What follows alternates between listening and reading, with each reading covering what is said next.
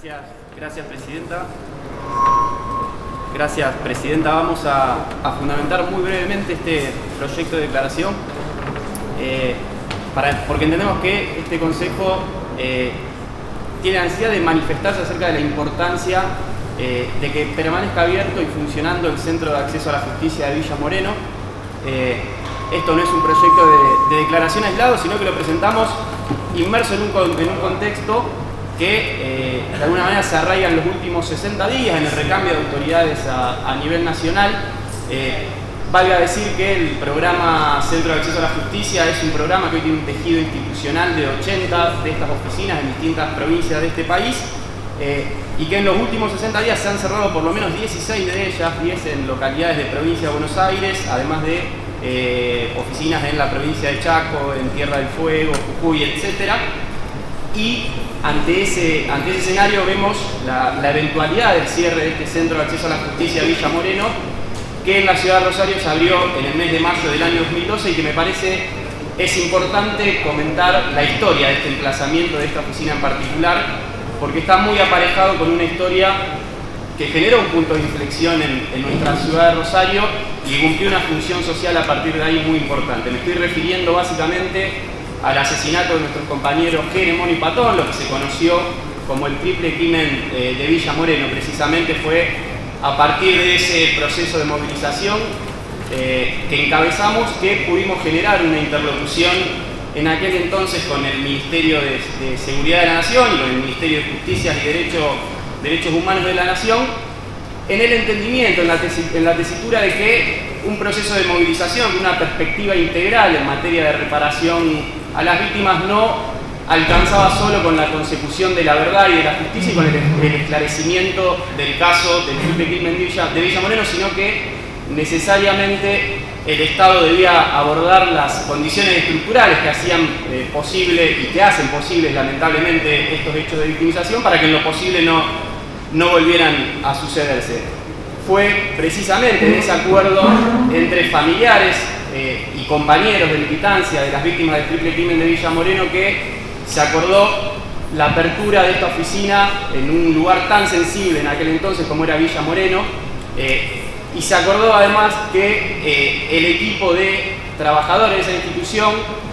esté también compuesto por algunos militantes con militancia preexistente en el territorio, sobre todo atendiendo a que ese vínculo profundo entretejido con la comunidad, con los vecinos de la comunidad barrial de Villa Moreno, hacía más efectiva e interesante la tarea en abordajes de casos, por ejemplo, de violencia familiar, de violencia de género, que requieren alguna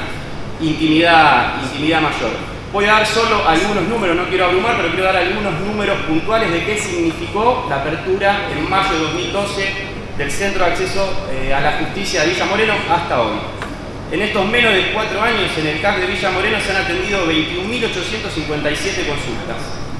Entre esas 28.857 consultas se canalizaron y existieron 14.862 trámites administrativos en ANSES. Se brindó atención a 3.497 problemáticas sociales y de salud.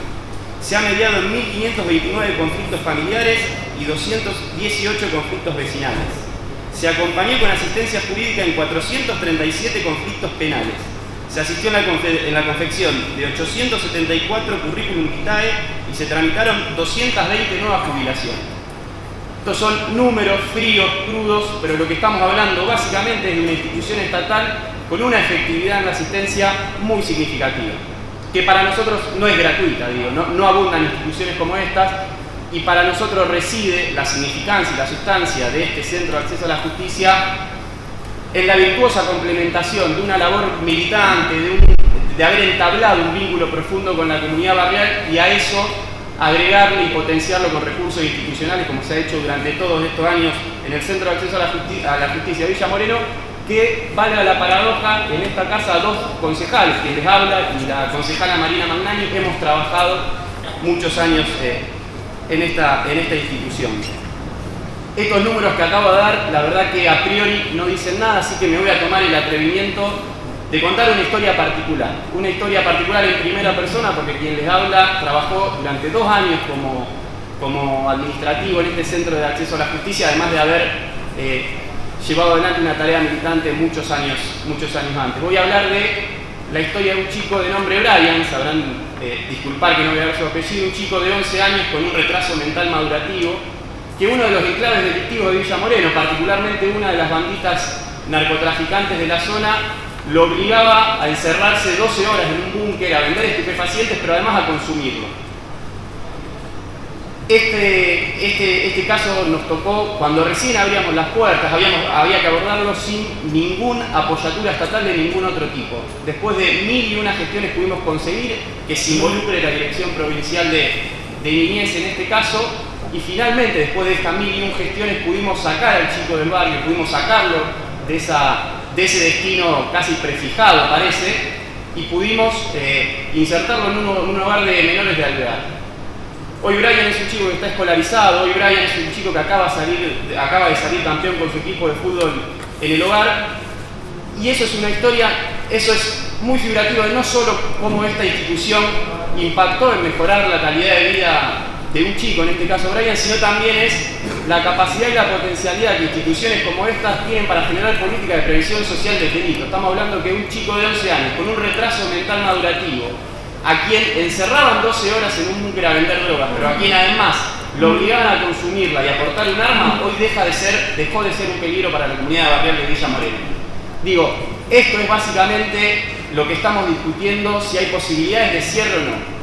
Recién hace un momentito discutíamos a propósito del caso Sol Aerolíneas, LAN, la cuestión esta de politizar determinada demanda. Bueno, acá no busque politización posible. Acá no se trata ni de ñoquis, no se trata ni de simpatías ni antipatías políticas. Acá se trata de una institución que abrió sus puertas de una manera muy particular, porque tuvo que ver con un proceso de movilización integral que buscaba una reparación para las víctimas del triple crimen de Villa Moreno, pero que además ha cumplimentado una asistencia en territorio efectiva y humana. Además de respuesta ágil de lo estatal, se generó acompañamiento humano. Así que en definitiva, de esto se trata de este proyecto de declaración, y lo que estamos discutiendo en síntesis es si se cierra una de las poquitas instituciones estatales que tienen una gravitación muy importante en el barrio Villa Moreno, y de cerrarse, saber que vamos a generar otro vacío estatal que no hace más que brindar las condiciones para que hechos de victimización como los que sufrimos en carne propia el 1 de enero del 2012 sigan repitiéndose. Muchas gracias, señora presidenta.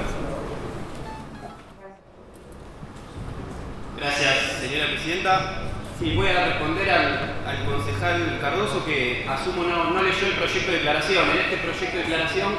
precisamente también lo que se pide es que se remita copia al Ministerio de Justicia y Derechos Humanos de la Nación para que éste precisamente oficialice una postura, una voluntad oficial en relación al programa. Digo, nosotros nos anoticiamos en el preciso momento que estábamos escribiendo este proyecto de declaración que en una reunión entre las antiguas autoridades ministeriales y el nuevo equipo de gestión, este último manifestó la voluntad de prescindir del programa en su totalidad, que la verdad suena bastante parecido y comulga bastante bien con el cierre de 16 centros de acceso a la justicia. Estamos hablando de 87 despidos que fueron llegando de distintas maneras, algunos con telegrama de despido, otros con el cierre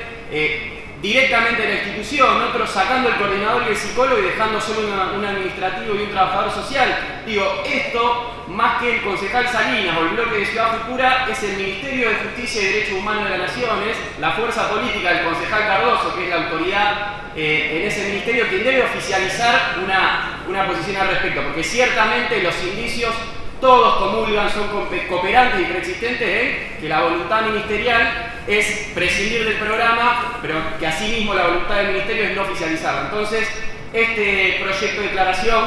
que debiera ser leído, en su última parte dice precisamente que se le remita copia al ministerio antedicho para que oficialice una posición y una voluntad al respecto. Gracias. Gracias, concejala Celeste Brasil.